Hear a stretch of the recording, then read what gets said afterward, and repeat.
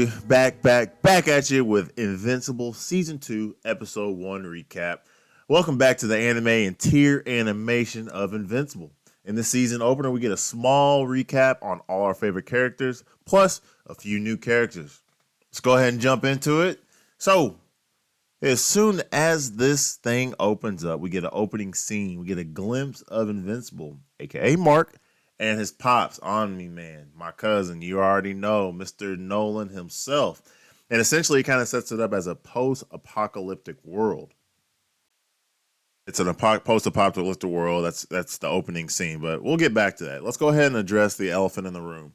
Within 5 minutes, they took the scapegoat. They took the Marvel route, and it's only 2 seasons in. They already are messing with the multiverse concept. I hate that shit. I think it's cheesy. I think it's a scapegoat. Invincible is a good enough show that it can stay to its roots and be authentic. But whenever you do any type of multiverse, you always have that scapegoat where your characters can die and they can come back.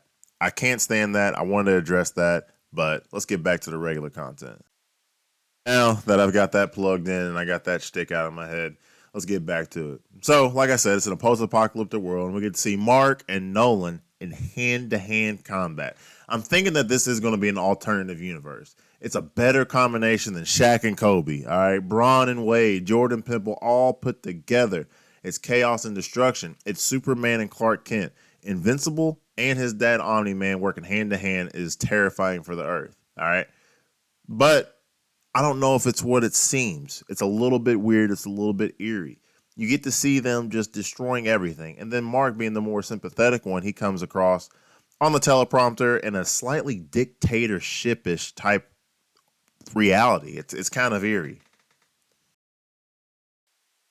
So yeah, you really don't know what's kind of going on because you can't tell if it's reality or if it's a multiverse or whatever concept. But one thing that they did do right, in my opinion, is they don't tell you what's going on. They kind of just do it.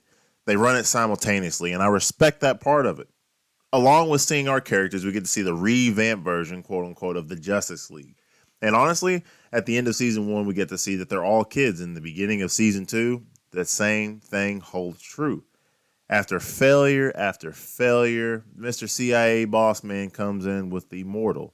Now, as you see, Immortal is immortal, even though his head was chopped off by Omni-Man time and time again. Kind of like Wolverine. If you put the head back to the body, he is going to be alive.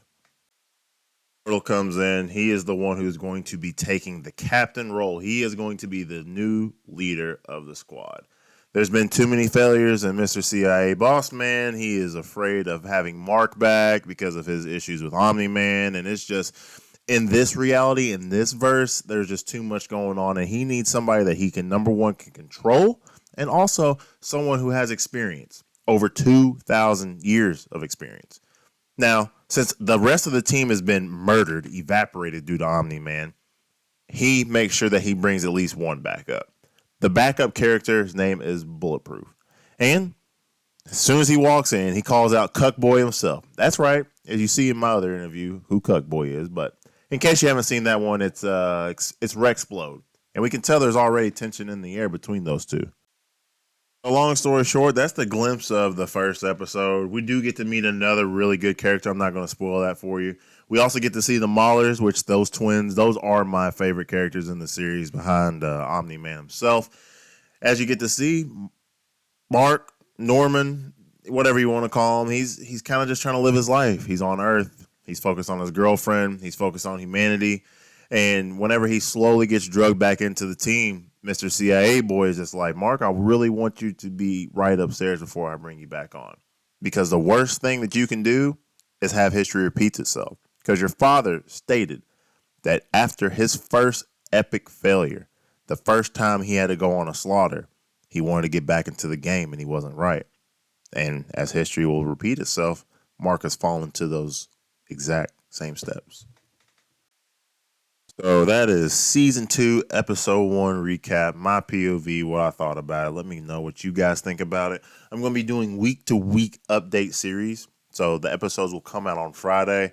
I'm going to drop them that following Monday, kind of give a little recap, try not to spoil as much stuff, and then I'm going to be doing that week to week. Let me know what you guys think. As always, I appreciate it. Don't forget to like, subscribe, follow your boy. We knocking on 100 subs. all types of videos coming out. I got the season 1 review coming out. I got the Death Note series that just came out. Nice review on that. Next one's going to be Bungo, Stray Dog. So be sure to like and follow the subscription, all that jazz. Follow the channel. Follow me on IG and Threads at DTBURDETTE. Until next time, holla at your boy.